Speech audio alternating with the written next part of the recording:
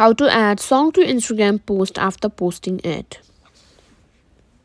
Have you ever posted something on Instagram and then realized you forgot to add a song? Don't worry, in today's video we'll show you exactly how to add a song to your Instagram post even after it's already live. So let's get started. First things first, open your Instagram app and go to your Instagram profile. Now, what you need to do is find the post that you want to use music for. If you have accidentally posted the post without adding the music, what you need to do is simply tap on the three dots at the top right corner of your post and simply click on archive.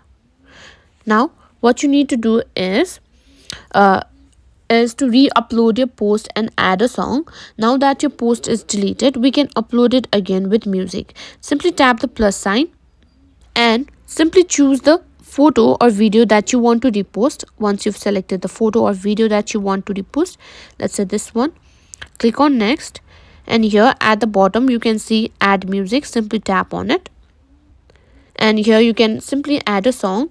Simply choose whichever song you prefer by scrolling through Instagram's library and searching for the specific song. Now you can customize your post and share with others. You can also add a caption, hashtags or tags just like before. Once you're ready, simply tap on share, and that's it. That's how you can add a song to a post on Instagram after it's already been published.